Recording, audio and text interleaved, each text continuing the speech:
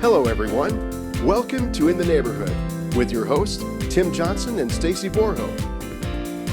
Together, they are finding out what makes the heart of the Heartland beat. They sit down with people in your community that lead organizations, businesses, and government. You'll learn who they are and what they're involved in and why. They are the people in your neighborhood. It's In the Neighborhood with Stacy Borho and Tim Johnson.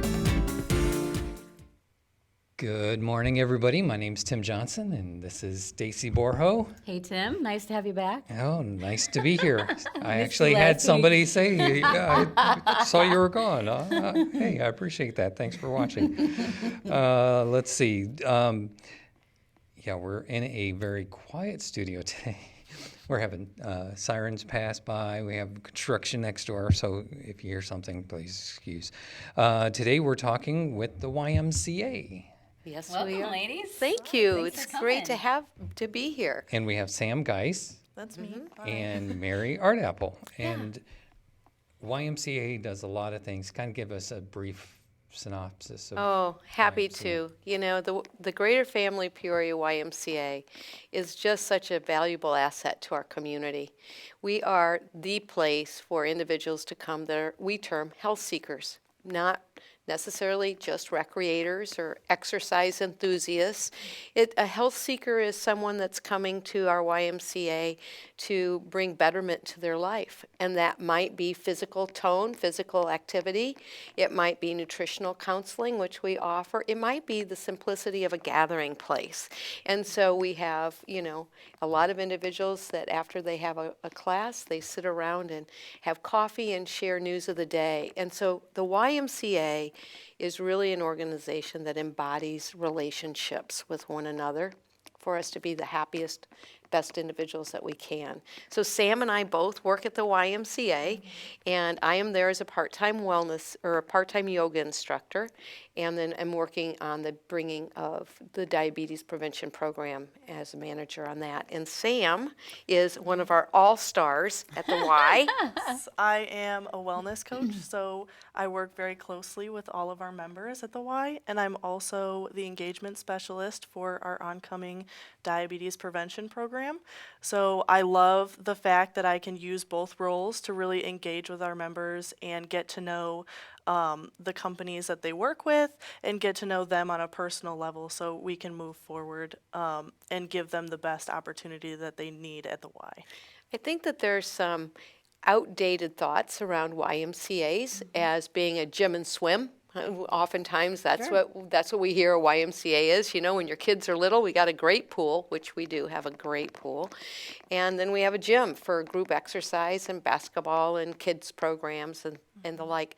But the national organization of YMCA's really has shifted their organizational vision, and I'm really proud that Sam and I are involved here under our new CEO, Andy Thornton's vision of taking our Y and becoming truly a resource as a community collaborator in that health equity space. So we are growing past just being that gym and swim kind of location and being that educational resource. And that's really what brings us here today, is that we're in National Diabetes Awareness Month. Okay. So that's what November is all about, is bringing a heightened awareness to overall health, number one, but in how are you aware about the challenges of diabetes, prevention of diabetes, and Sam can really speak to a little bit more about those different levels of diabetes that individuals have to challenge with. We actually work predominantly with prediabetes and type 2 diabetes. Overall, there are 4 types, but these two can be prevented or can lower the risk of diabetes by lifestyle change. So that's really what we're speaking to here, because we want to be able to help our members or the community in general prevent those risk factors. So with the program, we do offer help with type 2 and prediabetes. So if you would, for those that don't know, what is diabetes? Kind of get into that for us a little bit. So diabetes, depending on which type you have, has some form of insulin resistance. So insulin helps with blood sugar. So if you have type 1 diabetes, your pancreatic cells, some of them are damaged, and so insulin is no longer produced. So it increases high blood glucose, which can cause like hypertension, CVD, which is cardiovascular disease, and a plethora of other risks. But with type 2 diabetes, it usually has to do with obesity or other lifestyle factors such as poor diet or sedentary lifestyle. So, what we are hoping to do is reduce the risk by increasing physical activity or working with our members or our participants in order to have a healthier lifestyle and prevent those risk factors, as well as limit the symptoms and severity of the diabetes. So when you say pre-diabetes, what does that mean?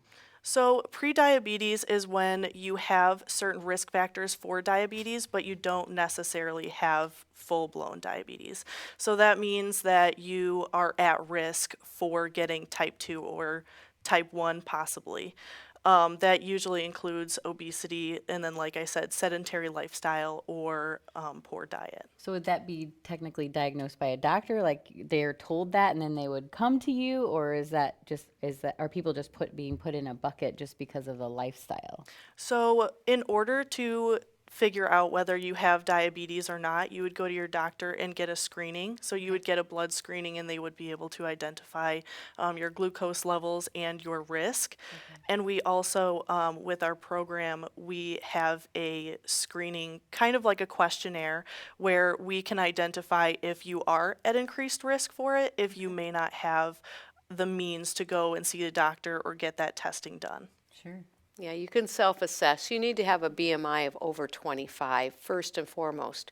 So this is where the YMCA becomes really a valuable partner, is that in creating lifelong habits, having that relationship built. The diabetes program, it's also offered here at some other organizations in town. It's a calendar year. But with the pre-diabetes and the factor that you have to have a BMI of over 25, it doesn't mean that if you have a BMI under 25 that you still can't be pre-diabetic. Sure. Okay? It's just that in the program that we're talking about coming in the future, that is a component. So as an individual that's listening to the program today feels, and their doctor may have said, you have a glucose level, that is too high, and the acceptable glucose level generally is to be under 100. And so when you hit the 95 or 90 consistently and you're getting close to 100, that would be an example of where you're showing tendencies that if you don't start to make some lifestyle changes as you live longer, that you're going to hit that over 100. So then you're going to fall into that pre-diabetic. And I know that there's some differences of opinion out there as to what that number actually is. But say it's someone that has a BMI of 22, but their glucose level is 105. They still can be pre-diabetic, but they wouldn't be into an evidence-based program like we're talking about. That's where the YMCA really comes into play, is that we offer so many other resources to those health seekers that it's not just a program one size fits all, but that we have the resources and the tools and the trained staff to develop those relationships for a long lifestyle change relationship for that individual. So whether it be coming to a yoga class, 2 or 3 times a week, we know that physical activity is really, really crucial to lowering some of those risk factors. But I don't want us to only think that a person has to be way overweight to become pre-diabetic, because that's really not the case. But the diagnosis of diabetes it's an epidemic. And so the more that we can educate all of the community members that take interest in their health of what can we do in watching your food choices, definitely is first and foremost. So our YMCA also has a health and wellness director and department that focuses on nutritional counseling, not just the exercise component, but again, that trusted space that someone can come and get guidance when they're ready to make that change. the cost of health care when you start to get diagnosed with all of these is pretty astronomical. So your annual out-of-pocket cost, I just have these statistics here. If you don't have diabetes, right now they say roughly it's $3,600 a year, your average cost. It goes up 3 times once you get diagnosed. Wow. So, when we think about changing our lifestyle, we shouldn't be waiting until our retirement years, right? And the cost of health care with our employer community is so astronomical that anything that we can do to encourage people of all age brackets to be the healthiest version of themselves, Right. then that's a great thing for our entire community. And also, health doesn't have an economic salary base to it, that you're only healthy if you make a lot of money, or you're really unhealthy if you don't make a lot of money. We don't talk about the economy of scale on how lifestyle is influenced, but it does. And it's proven that we can make those choices no matter what the income level is at the house, but it might be a little bit more challenging for some income levels than others. And we don't talk about that real frequently in a community, but when we're talking about changing health equity, we really want to look at all of the social determinants of what may guide an individual to an unhealthy lifestyle. And again, I think that's where the YMCA really rises above other organizations in that holistic approach. Yeah. It's just the way our model's built, that everybody's family, and nobody is ever turned away. So it's really awesome. That's right. So how does someone get involved with the YMCA if they're not now? Well, first things first is they come in through our doors, right? And they meet our wonderful welcoming staff. And then we, as wellness coaches, actually provide them with a tour, and we show them our facility and what we have to offer, asking what they're interested in. And if they don't know, then that's perfectly fine, because we have plenty of information for them. They get a packet that gives them information on classes, up and coming events, as well as information that they may not otherwise know, such as we do partner with another place for an indoor pool if that's what they're looking for. And then, as a wellness coach, we provide them with information on our Get Started program, which is a program where they meet with a wellness coach 3 times. So they get a little bit of information on what they're interested in, how they can get a little bit more informed, and how we can provide a service for them, as well as they get 1 hour of personal training so that they get a little bit more comfortable with machines if that's what they're interested in, or they can just be informed by the personal trainer on how to do exercises that will help them depending on what they're interested in, which I think is a great segue into what they're looking for with the Y, and they can be a little bit more informed on what we have to offer as far as programs or information. And just to share, just tell our audience, for those who don't know, where you guys are located. Okay, so we are located in 7000 North Fleming Lane, I believe. So it's where the old Peoria Country Club used to be. It is behind a neighborhood, so you'll just have to continue to drive down that lane and you'll see our beautiful large campus. We're right off of Willow Knolls Road in North Peoria. So if you were traveling, right now you want to travel north on University. Because I will tell you, this morning at yoga, people are like, you can't get here still. We have a lot of road construction going on our access points. But right now, for a viewer that wants to come today or tomorrow, they can go to our website first, which would be the PeoriaYMCA.org. To learn more about the diabetes programming, we have a tab on there under Healthy Living as well. But if you're driving north on University, hang a left on Willow Knolls, and then take the first left, and you would come back in on Fleming Lane. This is something that is so special, and we are kind of tucked in a pocket, and we have a pocket park. I think we have over 50 acres back there. We have fabulous green space, so walking area around it, plus a great facility. Beautiful. It's gorgeous back there. And unfortunately, we're not on a bus line for some. That is a challenge. But once you find us, I'm convinced you're not going to forget where we're at, because it is a very welcoming location physically and once you come inside the building, because the staff is just really outstanding. And as you can tell, Sam is our wellness ambassador. She's awesome. She's a rock star up there as one of our wellness coaches. And that's something that we just started really with seriousness earlier this year, was to provide our members that wellness coach, so that you know, how often I don't know about you guys, but I know over my lifetime, I've walked into a gym and I'm like, I'm not so sure I fit in here, and I don't really know where I'm supposed to go. And so we recognize that, and bringing on this layer wellness coach has really been wonderful, and all the relationships. I think they've all adopted Sam. Rightly so, we should.